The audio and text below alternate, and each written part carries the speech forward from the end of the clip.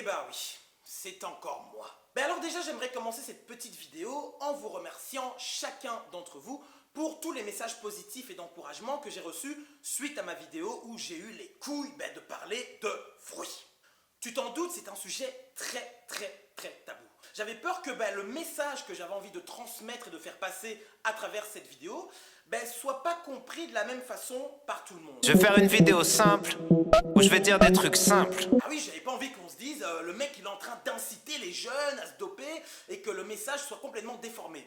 Parce que vous êtes trop cons. Heureusement, j'ai été agréablement surpris de voir que t'as eu plein de jeunes et moins jeunes qui m'ont envoyé des messages et qui m'ont dit merci pour cette vidéo. Et même certains qui m'ont avoué qu'ils étaient sur le point carrément de commander des fruits. Ils ont vu ma vidéo et ils se sont dit tonton, t'as raison. Tonton, t'as raison, je vais pas prendre de fruits. Et certains risquent d'être étonnés, mais ce qui a été le plus dur quand j'ai réalisé cette vidéo, c'était pas du tout de parler des fruits, mais c'était de parler de mon passé et de ce que j'ai vécu avec ma mère. Parler de fruits, ça n'a jamais été un souci pour moi, ça n'a jamais été très tabou. Maintenant, c'est clair que oui, j'affichais pas ça sur la place publique. Oh yeah, je prends de la traîne, je prends de la testo. Ceux qui sont déjà venus me parler in real, que ce soit à la salle ou au salon du fitness ou plein d'autres salons, savent très bien que, une fois qu'il s'agissait de parler de fruits, voilà, la discussion était clairement ouverte et je n'ai jamais eu de tabou à ce sujet-là. Mais parler, oui, de ce que j'ai vécu par le passé, de certains épisodes de ma vie qui sont moins joyeux, ça a été très dur. J'ai eu énormément de mal à réussir à me confier face à la caméra. Il y a eu des commentaires positifs, énormément, mais il y a toujours des commentaires négatifs. Les petits haters. J'ai lu que Zango ferait cette vidéo pour se justifier, pour faire son mea culpa, pour que ce soit bien clair, ok? J'ai pas du tout fait cette vidéo dans l'optique de me justifier de quoi que ce soit, parce que j'estime pas que j'ai à me justifier sur les choix que j'ai faits dans ma vie. Si j'ai fait cette vidéo, c'est tout simplement parce que je vais être sincère avec toi, je reçois des centaines de messages par semaine de petits jeunes qui me disent j'ai envie d'avoir un certain niveau, j'ai 16 ans, j'ai 17 ans, est-ce que tu penses que je devrais prendre des stéroïdes? À chaque fois, je prends le temps d'expliquer les conséquences à ces jeunes qui m'envoient des messages, mais il y en a certains, ils vont pas venir forcément me trouver quand ils ont envie de prendre des produits.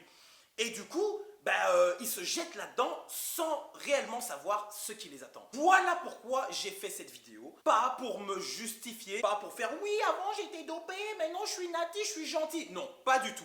Le but de cette vidéo, c'était tout simplement que les jeunes qui ont envie de se lancer dedans comprennent ce qui les attend et comprennent les risques qui en découlent quand tu décides de passer du côté obscur. Il y a un truc que je remarque sur les réseaux sociaux, c'est que les gens sont très voyeurs. C'est pas très étonnant, à l'ère où la télé-réalité c'est à la mode, on a envie de savoir un peu les petits secrets des gens qu'on suit. Mais c'est tout simplement dans cette optique-là que tout le monde a envie de savoir, en fait, t'es l'athlète, oui, qu'est-ce qu'il prend, tu devrais faire une vidéo sur ce que tu prends. C'est juste du voyeurisme.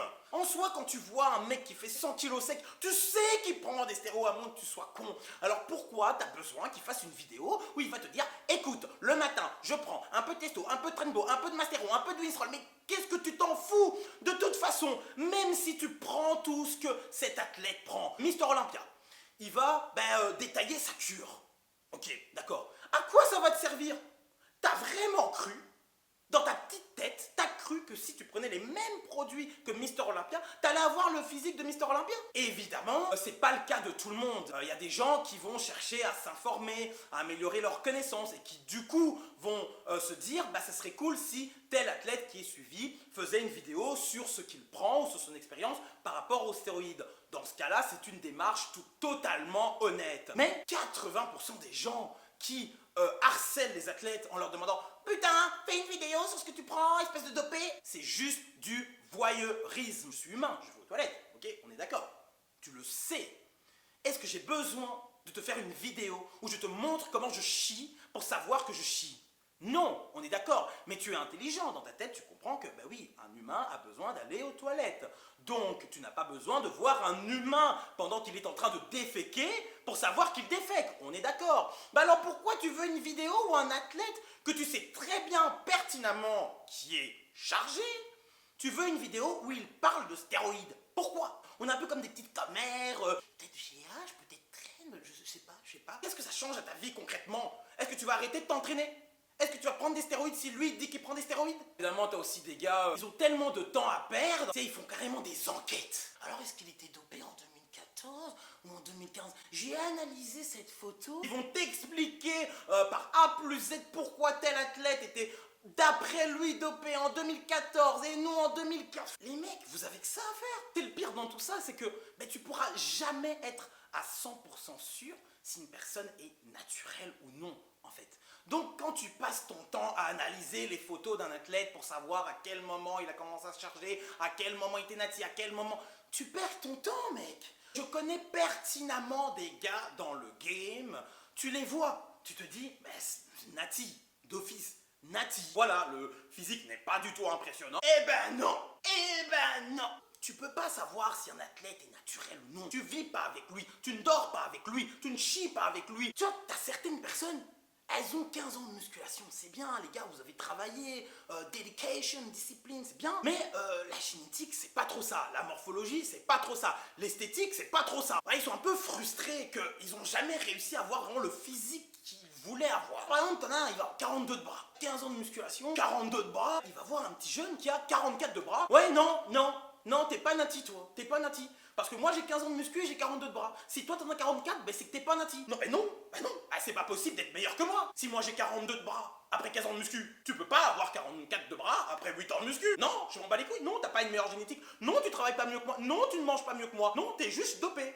Non, c'est tout. Tu vois, ces gars-là, c'est eux qui vont aller trouver des jeunes et leur dire, tu sais, hein, si tu te charges pas, tu pourras jamais être impressionnant, hein. Tu pourras jamais être sec, tu pourras jamais avoir plus de 42 cm de tour de bibi.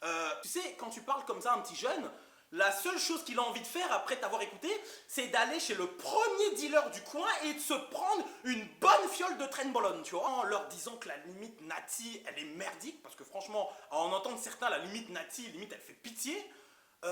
Tu m'étonnes que les jeunes ils aient envie de se doper. Donc, encore une fois, il faut bien comprendre que chacun est différent. Ok? Toi, qui me regarde, peut-être que ta limite nati, effectivement, est à 42 cm de bras.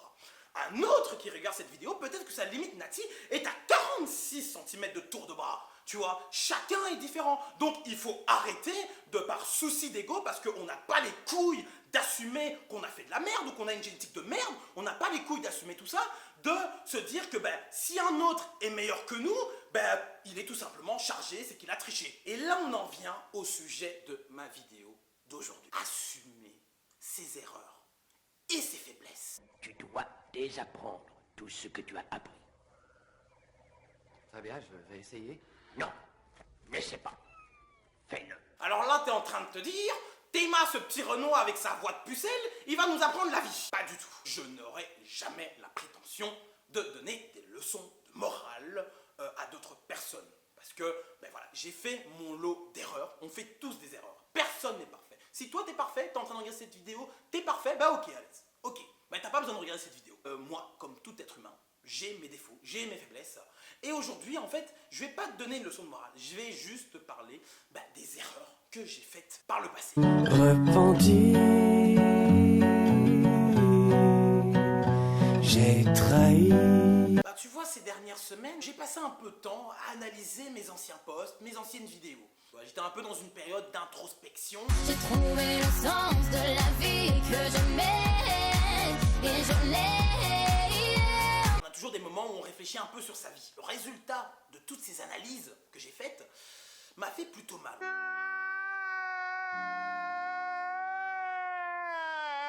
Je me suis rendu compte que l'image que je transmettais de moi à travers les réseaux sociaux était complètement à l'opposé de la personne que je suis réellement. Look at this. Somebody come look at this. Il y a toujours des gens qui t'aiment bien et des gens qui t'aiment pas. Man. Mais c'est chiant de se rendre compte que certaines personnes t'aiment bien pour ce que tu n'es pas et que d'autres te détestent pour ce que tu n'es pas. Je préfère franchement que tu me détestes, tu te dises ouais j'aime pas parce qu'il a une voix de pas très grave. Et si tu détestes ma voix, tu détestes d'une certaine façon la personne que je suis. Je ne pourrais pas t'en vouloir. Mais c'est chiant de se rendre compte que certaines personnes me détestent pour des raisons qui ne correspondent même pas à la personne que je suis réellement. Alors là, t'es en train de te dire, ouais, le mec, il est en train de se plaindre, les réseaux sociaux, les gens, ils se font une image de moi. Non, c'est entièrement de ma faute. Pourquoi? La vérité, c'est que je me suis, pendant toutes ces années, enfermé dans un personnage imaginaire qui était le mec en mode ouais, I study as fuck, bra, you man, bra. Un peu le kikou ultra fan de Ziz. Voilà, je me suis mis dans ce personnage un peu, tu sais, genre en mode déconne quand j'ai commencé mes premières vidéos. Mais le problème, c'est que à partir du moment où tu sers aux gens qui ne te connaissent pas une image de toi, eux, tout ce qu'ils voient, c'est ce petit kikou en mode, voilà, un peu en mode dans le délire Ziz et tout. Et ce qui se passe, c'est que, une fois que cette image de toi est ancrée dans leur tête, ça ne peut plus changer. Quand je lis certains commentaires, dans la tête de certaines personnes, je suis ce gars un peu kikou, trop dans le délire Ziz, ultra arrogant, ultra prétentieux, alors que ce n'est qu'un personnage dans lequel je me suis laissé enfermer quand j'ai commencé les vidéos, et tout simplement parce que j'étais fan de Ziz, il faut le dire, voilà, j'étais un gros fan de Ziz, donc mes vidéos, j'essayais de faire un peu comme lui, tu sais, genre en mode sharing aesthetics et tout, des vidéos un peu dans ce délire-là. Mais le problème, c'est que à partir du moment où les gens ne savent pas que c'est du second degré, les gens ne savent pas que, voilà, tu te mets dans un personnage un peu pour la déconne, qu'est-ce qui se passe? C'est que beaucoup de monde a commencé à se dire, c'est vraiment, en fait, Nathan est vraiment comme ça.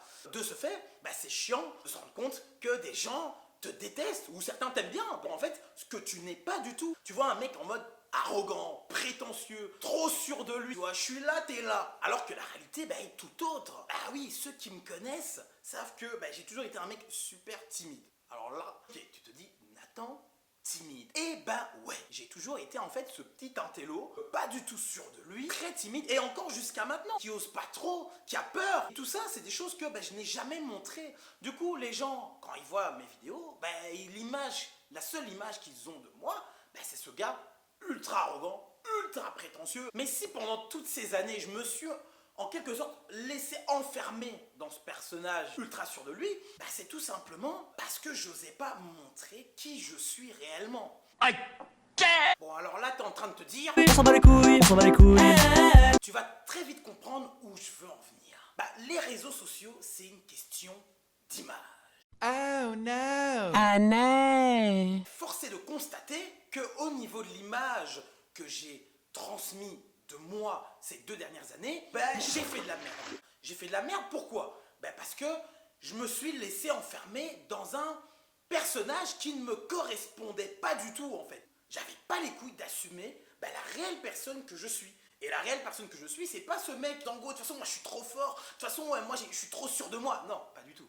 Parce que je n'assumais pas, et là on est dans le vif du sujet, je n'assumais pas mes faiblesses, mes défauts. Et du coup, je me cachais derrière cette carapace, derrière ce personnage. Il y a la personne que l'on est, et il y a l'image que l'on transmet à travers les réseaux sociaux envers des gens qui nous ne connaissent pas dans la vraie vie. Il faut bien dissocier ces deux choses. Si moi maintenant, par exemple, je suis en train de faire cette vidéo et j'ai envie de me faire passer pour le mec le plus gentil, tu vois, j'ai un chien. Bon, il est pas là, hein. Là, Sarah, ma copine, donc, a été le promener. Maiko, il est adorable. Tu sais quoi? Je prends mon chien, je vais près d'un lac, je le balance dans le lac, et là, je dis à Sarah, Sarah, prends ton téléphone, filme, je vais faire genre, je sauve le chien. Sarah, elle filme, je sauve le chien qui est en train de se noyer, je le ramène à son faux propriétaire, tout ça est filmé, on poste tout ça sur Facebook. Oh mon Dieu, tant de bonté dans ce monde brut. Ouais, j'ai réussi à t'avoir. Quand tu vois une vidéo sur YouTube, sur Facebook, tu ne cherches pas à te demander, peut-être que, en soi, ce que je suis en train de regarder là, c'est pas du tout la réalité. Ce mec qui est en train de me faire croire qui gagne 50 000 balles par mois, qui s'offre toutes les nouvelles choses à la mode, ce mec qui te fait croire que il est turfu, les voitures avec lesquelles il fait ses photos, elles sont louées. Les fringues avec lesquelles il fait ses petites photos sur Instagram, il va acheter des fringues et puis en fait il va les remettre et il se fait rembourser, tu vois. Et ce que tu sais pas, c'est qu'il vit dans un petit appart et le mec il est limite en as en fait. Et toute sa thune, elle passe dans les produits. Je ne suis pas en train de viser qui que ce soit ou de critiquer. Ce que je suis juste en train de te dire, on peut te faire croire tout ce qu'on veut. Donc, arrête de regarder tel gars et de te dire lui c'est un mec bien et de regarder un autre gars et dire lui c'est pas un mec bien parce que t'en sais rien. Celui qui est en train de te faire croire oui moi je suis pas du tout un mec superficiel, franchement je trouve que le feed game il est très corrompu, je pense que vraiment les gens sont narcissiques, je leur ai bien mis une carotte à ces cons, ils vont tous bien me suivre et penser que je suis l'élu qui est censé rétablir la vérité dans le feed game corrompu. Moi je suis quelqu'un de bien, quelqu'un de pur, évidemment. Tu vois ces gars qui contrôlent super bien leur image, je suis pas en train de les critiquer. Non, au contraire. Ces gars, ils ont tout compris. Ils sont intelligents. Parce qu'en soi, si t'es le plus gros des connards et que t'arrives à te faire passer pour un mec bien, moi je te respecte. Ça a été le premier résultat de toutes mes analyses. C'est que premièrement, je n'étais pas moi-même à travers les réseaux sociaux.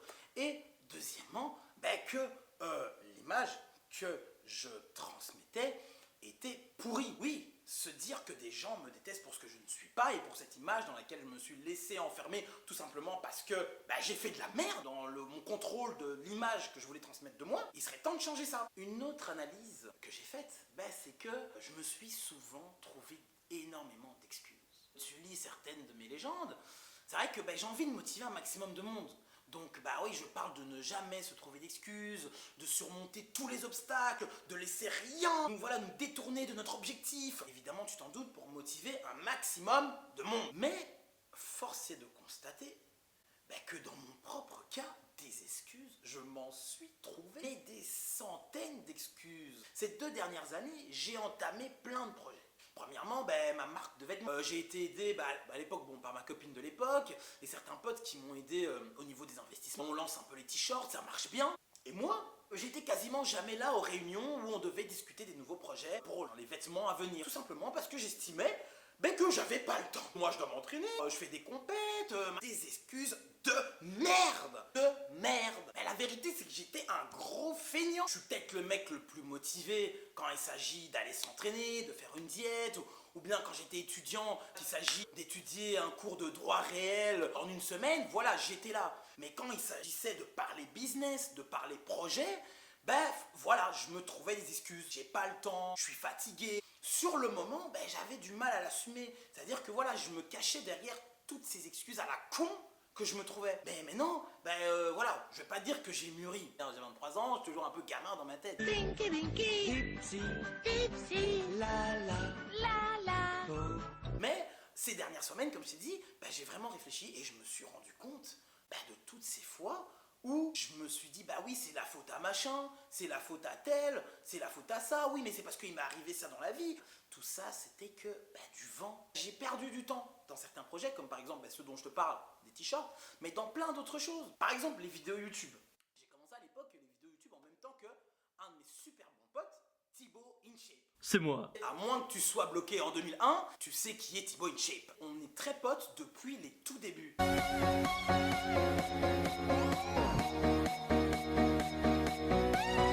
Juste avant qu'on fasse connaissance, moi je venais de créer ma page. Et lui commençait à faire quelques petites vidéos, mais il en avait genre 2-3 sur sa chaîne. On est le 26 décembre 2013. Le truc c'est qu'il m'avait envoyé un message sur ma page perso où il me disait regarde, je te suis depuis un petit moment, j'ai vu que tu viens de créer ta page et tout, est-ce que tu peux jeter un œil sur une de mes vidéos et me dire ce que t'en penses? Alors franchement c'est pas pour faire le lèche-cul, je me souviens, j'ai vu la vidéo, je me suis dit putain, toi tu vas aller loin mec. Faut se dire qu'à cette époque-là, il y avait quasi personne qui faisait des vidéos sur la musculation. Non seulement sa vidéo, d'un point de vue musculation, c'était super bien fait, mais en plus, il m'avait tué de rire. La cyclatique partout dans les muscles de congestion de l'espace. J'ai pris la barre 150 kg, il y avait 150 kg.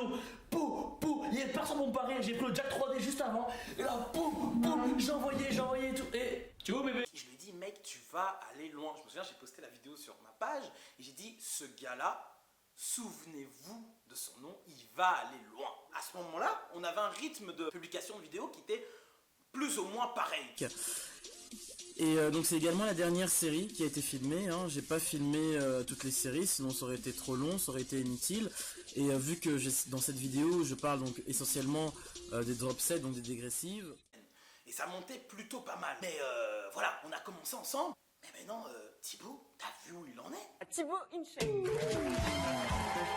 Il a Plus de muscles que Schwarzenegger et plus d'abonnés YouTube que Yann Barthès. Avec ses vidéos, s'est fixé un objectif, faire de vous quelqu'un d'énorme et sec. Et il a pas chômé. Alors c'est quoi la différence entre lui et moi? Il y en a un qui a continué de bosser, qui s'est pas trouvé d'excuses. Thibaut, tu sais, depuis que je le connais, le mec, il poste mais tous les jours. Ce qui veut dire que vous allez devoir devenir sérieux et ralentir les soirées cure moustache en boîte et les apéros à fumer des grosses dents. Ouais, il est malade, il est à l'hôpital, il a eu le bras cassé, il poste. Il y en a qui vont le critiquer, ouais mais Thibaut, commercial, hey, mais ferme ta gueule. Le mec il motive 4 millions de personnes, t'as fait quoi toi? Tu fais quoi hein? T'as motivé même ne serait-ce qu'une personne dans ta salle? T'es plutôt là à médire, à cracher sur les gens, à te foutre de la gueule des gens qui commencent la musculation. Alors s'il te plaît, ferme bien ta gueule. Il a été régulier, il s'est jamais trouvé d'excuses. Et moi le truc c'est que, bah oui, j'ai peut-être été à fond sur les compétitions.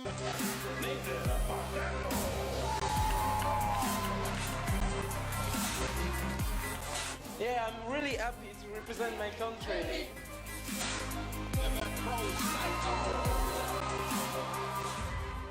Et ouais, quand je fais une sèche, je suis à fond. Enfin, ceux qui me suivent savent que je suis vraiment en mode extrême. Mais il y a certaines choses dans ma vie, certains projets, bah, sur lesquels je me suis trouvé énormément d'excuses. Et par rapport aux vidéos, par exemple, bah, les excuses c'était ça prend trop de temps. Ouais, mais moi je suis pas vraiment un youtubeur. Moi je suis un compétiteur. Ouais, mais moi je suis plutôt timide. Parler comme ça devant la caméra, tu vas être choqué. Le mec il a fait une vidéo, il se balade torse nu dans la rue, mais il est timide quand il parle face à une caméra. Oui, que du bullshit. Et à côté de Thibaut Inchep, il a créé un empire. Ouais, 4 millions. Quand je le vois, je suis fier de lui parce que je sais où il a commencé et je sais toute la passion qu'il a mis pour en arriver là où il est aujourd'hui.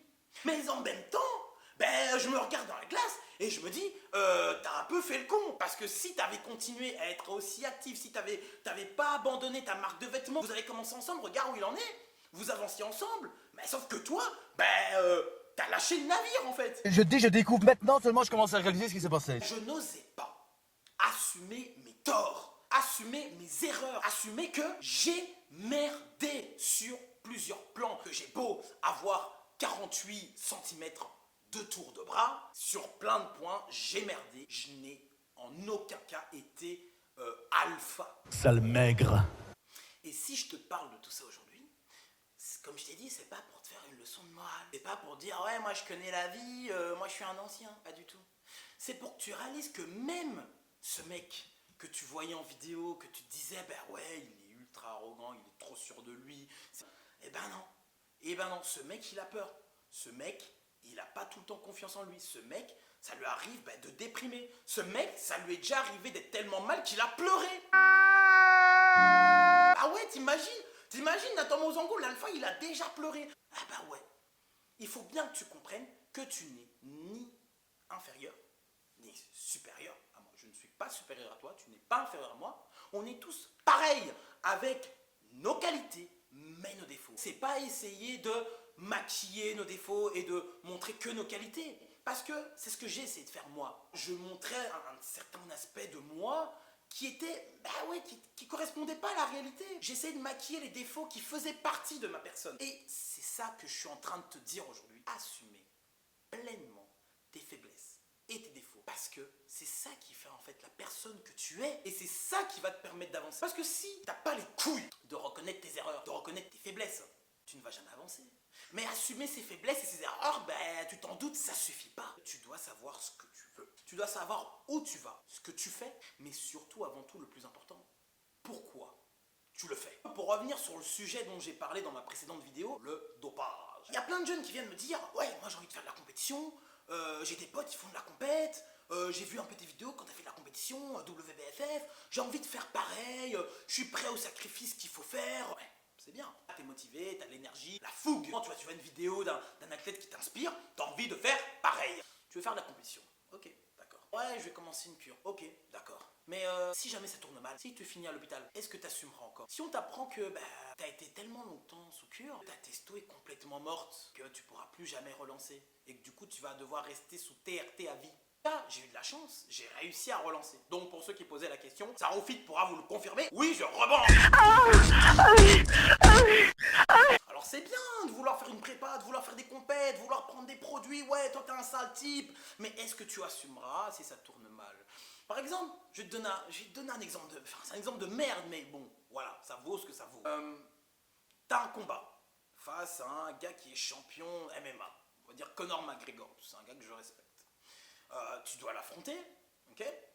À partir du moment où tu rentres dans l'octogone, okay, tu y vas pour gagner. Si t'es un combattant professionnel, tu t'es entraîné, enfin je veux dire, t'as passé 4-5 mois à t'entraîner pour ce combat. Donc tu vas pas là pour participer, tu vas là pour gagner, on est d'accord. Mais si jamais tu perds, mais il te casse le bras, il te défigure, il te casse le nez, t'es limite, tu finis chaise roulante tellement le mec il t'a massacré de partout. Est-ce que tu vas te mettre à pleurer? Moi je pensais pas que ça allait se passer comme ça. Mec, tu dois assumer. À partir du moment où tu te lances dans un projet, tu te lances pour les côtés positifs. C'est comme le mec qui veut commencer une cure, il se lance dedans parce que il va être plus gros, il va être plus sec. Et du coup, oui, il est prêt à faire les sacrifices qu'il y a à faire pour faire de la compétition. Est-ce que tu t'es préparé à l'éventualité qui n'est pas une éventualité fictive, hein, qui est une éventualité qui t'as une chance sur deux en fait. T'as une chance sur deux. Tu peux finir à l'hôpital. Tu peux finir en terre à vie, comme je t'ai expliqué. Est-ce que tu es prêt à assumer si ça t'arrive maintenant? Toi qui veux commencer ta cure, mais t'es en train de me regarder, tu te dis, ah écoute, vas-y, dégage-toi. Si t'es un dur et que tu me dis dans les yeux, non, si ça arrive, j'assumerai.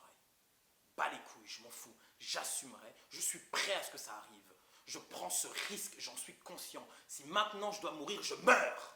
C'est ça, savoir ce que tu veux. Parce que si t'es pas prêt à mourir, je te parle au sens littéral du terme. Je te parle de vraiment décéder. Est-ce que tu vas chialer comme une pute ou est-ce que tu vas dire non, j'assume? Alors souviens-toi, moi je t'avais dit, moi j'ai commencé les délires compétition vraiment que pour le fun. À partir du moment où on me dit, il y a moyen que tu arrives même à en vivre, je me dis, c'est vrai que effectivement à ce moment-là, c'était la galère. J'étais en 3e année de droit et je devais enchaîner plein de jobs étudiants pour réussir à presque survivre. Ma mère qui vivait dans la galère, je ne pouvais même pas l'aider. Le peu d'argent que j'avais, c'était pour payer mes études. Du coup, à partir du moment où on me dit, mec, tu peux devenir quelqu'un dans le fitness, je veux dire, tu peux aller loin. Et il faut pas avoir peur de prendre certains risques. Ça veut dire ce que ça veut dire. Et à ce moment-là, je me suis dit, bon, j'ai deux choix. Soit je continue mes études de droit. Ceux qui sont en fac de droit, ils me comprendront. Les études de droit, c'est pas, on n'est pas là pour cuire des patates, tu vois. Ça prend du temps. Il faut s'investir à fond. C'est genre des nuits blanches, c'est des soirées entières à réviser, à bosser à fond. Une fois arrivé en 3e, il fallait que je fasse un choix de diminuer mon activité sportive sur le côté pour me consacrer uniquement au droit. Je devais faire le choix entre soit je continue le droit, je diminue mon activité sportive sur le côté, donc tout ce qui est fitness, tout ce qui est vidéo, tout ce qui est compétition, tout le reste, on diminue, voire on arrête. Une fois que tu es en 3e, tu as encore tes 2 années de master, mais une fois que tu as tes 2 années de master, tu es stagiaire, une fois que tu es stagiaire. En gros, j'en avais au moins pour 3-4 ans avant de pouvoir espérer vivre bien, confortablement, pour moi et pour ma mère. Deuxième option, lâcher momentanément mes études de droit et me consacrer à pas 100% mais 200% dans le fitness, dans l'optique d'en vivre, mais pas dans 3-4 ans, c'est-à-dire plutôt dans 1 an. Donc je devais faire le choix, soit continuer de galérer, continuer d'être dans la merde, continuer d'avoir full dette et continuer mes études du coup, ou alors abandonner sur un court moment mes études de droit et me consacrer à 200% au fitness et en vivre. Je vais être sincère avec toi. J'étais à un moment de ma vie où il y aurait eu un gars qui serait venu, tu sais, genre comme dans les films, un génie, qui serait venu, il m'aurait dit, prends cette potion, tu as une chance sur 2 de sortir de toute cette galère, d'être bien financièrement et de pouvoir aider ta maman, mais tu as également une chance sur 2 de mourir, mais littéralement, c'est-à-dire que tu bois la potion, soit tu meurs, soit tu deviens un mec qui est bien financièrement et qui peut vivre confortablement et aider sa mère. Je vais être sincère avec toi, j'étais à une période de ma vie où si on m'avait proposé ça, j'aurais accepté. Ceux qui n'ont jamais connu de grosses galères peuvent pas forcément comprendre. À partir du moment où tu réalises que tu peux vivre de ta passion si tu consens à certains sacrifices, que ça va te permettre de sortir d'une situation de merde dans laquelle tu es, mais surtout, que ça va même permettre à ta famille de sortir de cette situation, ok, d'accord, je prends le risque. Si je te raconte tout ça, c'est pas pour te dire, j'ai pris des stéroïdes, c'est bien. Entendons-nous bien. Ce que je suis en train de t'expliquer, c'est que j'étais à un moment de ma vie où j'étais prêt à tout. J'étais paré à n'importe quelle éventualité. C'est-à-dire que si il m'arrivait une merde, j'étais prêt à l'assumer. J'ai fait plusieurs cures. Hein. Pendant 2 ans, je vais être sincère avec toi, j'ai fait plusieurs cures. Et j'ai tourné souvent un produit qui est très connu dans le milieu de la musculation, qui est la Trenbolone. Alors, il faut savoir que les injections de Trenbolone, non seulement déjà, bon, ça fait très mal, hein, et je te parle pas de l'injection, je te parle du produit qui s'infiltre dans le muscle, ça fait très mal. Mais il y a une chose aussi que ceux qui ont déjà utilisé ce produit connaissent, c'est ce qu'on appelle la Tren2. Si voilà, tu fais mal l'injection, mais c'est vraiment, ça se joue à 1 millimètre, tu vois. Eh ben, ce qui peut arriver, t'es une Tren2, t'es en PLS. Alors, mais quand je te dis en PLS, c'est que pendant au moins 30 minutes, tu n'arrives même plus à respirer. T'es en train de suffoquer, tu transpires comme si t'allais mourir. Et en gros, si tu sais pas ce qui t'arrive, t'es là, mais qu'est-ce qui se passe? Je vais éclamer. C'est vraiment, mais je n'exagère pas en fait ce que je suis en train de dire. Une Tren2, quand ça t'arrive, et ça arrive souvent quand tu prends de la traîne, tu as l'impression d'être en train de mourir, de décéder littéralement. Enfin, toi qui me regardes et qui te dis, moi je suis un king, moi j'ai peur de rien, moi je vais prendre la traîne, je serai au top, ok? Mais je pense qu'au moment où tu auras cette Tren2 qui va t'arriver, que tu seras en train de suffoquer dans ta salle de bain comme un con et que tu n'arriveras plus à respirer et que tu seras en train de dégouliner de sueur, que tu seras en train de dire, maman, j'ai fait le con. Je pense qu'à ce moment-là, tu seras en train de chialer comme une pute. Et tu seras en train de te dire, putain, j'aurais pas dû toucher au stéro. Le truc, c'est que moi, au moment où j'ai eu des Tren2, je disais rien, je fermais ma gueule, je me plaignais même pas. Je commençais pas à me dire, oh mon Dieu, je vais mourir, qu'est-ce qui m'arrive, j'ai trop mal, mon Dieu. Non, pourquoi je me plaignais pas? Parce que j'étais paré à n'importe quelle éventualité. Toi qui as envie de prendre des stéros, si tu es prêt à mourir, si tu es prêt à être en PLS sur le point de limite de clamser, si tu es prêt, putain on m'appelle, c'est qui m'appelle? Ouais. Si tu me dis, ok, moi je suis prêt à prendre la traîne, et si je meurs, je meurs. Mais si t'as envie de te lancer dedans en pensant que oui, je vais être énorme, je vais être plus sec et tout, mais que à la moindre couille, tu seras en train de chialer comme une chouin, eh t'es pas prêt pour ça, et ne touche pas à ça, mais n'y touche jamais en fait, n'y touche jamais. Porter ses couilles, c'est pas toujours ce qu'on croit, tu vois. Ouais, moi je porte mes couilles, moi j'ai peur de rien, c'est pas ça, porter ses couilles. Porter ses couilles, c'est reconnaître que tu as peur, premièrement, c'est assumer que tu peux te faire défoncer. Et savoir que tu risques de te faire défoncer, mais que si jamais ça arrive, tu feras pas ta chouin. Tu seras pas là en mode ouais mais c'est parce que ouais mais il est plus fort, il s'est plus entraîné que moi, je comprends pas. Non, t'assumeras. C'est ça porter ses couilles.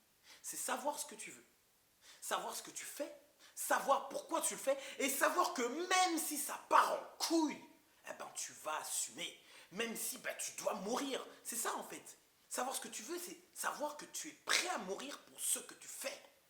Tu vois ce que je veux dire? Quand tu dis par exemple à ta femme que tu l'aimes, moi je te dis ok d'accord, tu aimes ta femme, ok, à l'aise. Je sors un flingue, une calache, ok? Je vais buter ta femme.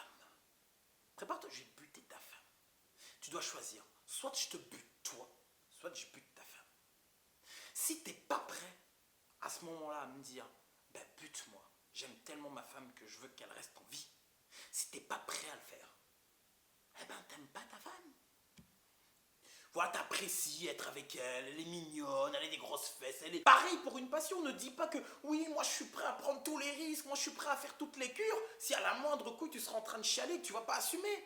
Maintenant, il n'y a pas de mauvaise ou de bonne ou mauvaise décision, il faut arrêter de oui mais faire ça c'est pas bien, prendre des stéroïdes c'est pas bien, prendre des stéroïdes c'est... Il n'y a pas de prendre des stéroïdes c'est bien ou prendre des stéroïdes c'est pas bien. Il y a juste une histoire d'un mec qui prend des risques. Il y en a un, il sait ce qu'il veut, il sait pourquoi il le fait et il assume quand ça part en couille parce que ça peut partir en couille. Et il y a l'histoire d'un autre qui le fait pour suivre un peu le mouvement, pour faire comme machin, pour faire comme son pote et qui au final, au moment où il se grille les ailes, il pleure, oh mon Dieu c'est horrible. Donc voilà, la vidéo est déjà terminée. J'avais dit que ça devait être une vidéo courte. Mais moi tu sais, j'adore parler. Je suis chiant. Faut le dire, je suis chiant. Mais je peux te parler d'un sujet, mais pendant des heures quand je suis passionné par un truc, tu vois. Et le truc, c'est que je me suis dit, pourquoi je fais tout le temps chier mon entourage à parler de certains sujets pendant des heures, alors que tout simplement, je peux me poser devant ma caméra, sur mon petit canapé, et vous faire une vidéo YouTube. Une des résolutions que j'ai prises pour cette année 2018, c'est qu'après toute cette analyse que j'ai faite sur mon comportement, et sur le comportement de merde que j'ai pu avoir par le passé, c'est que il est temps de changer, il est temps d'assumer. Il n'y a que de cette manière que tu peux réellement avancer. Et l'une des résolutions que j'ai prises, j'en avais parlé sur Instagram, je vais essayer de vous sortir une vidéo par semaine. Bon, je sais qu'il faut toujours privilégier la qualité à la quantité, mais du coup, ouais, je vais quand même me forcer. Bon, c'est vrai que ça me prend énormément de temps parce que je suis quand même plus d'une centaine d'élèves. Hein, j'ai plus d'une centaine d'élèves que je coach. Il faut savoir que ça me prend énormément de temps, donc j'ai pas forcément le temps de pouvoir être un youtubeur à 100%, mais comme je t'ai dit, je vais arrêter de me trouver des excuses à la con, ok? Je vais arrêter de faire mon petit Calimero, arrêter de faire ma victime, j'ai pas le temps, machin, non. Je vais vous sortir une vidéo par semaine. Et tu sais quoi? Si la semaine se finit et que j'ai toujours pas sorti de vidéo, n'hésite pas à venir m'insulter en message privé. Non mais sérieusement, viens m'insulter. Eh ben Nathan, on avait dit une vidéo par semaine et on n'assume pas, espèce de sale fiotte. Ouais, franchement, je t'autorise à venir m'insulter. Pour une fois, les haters, lâchez-vous.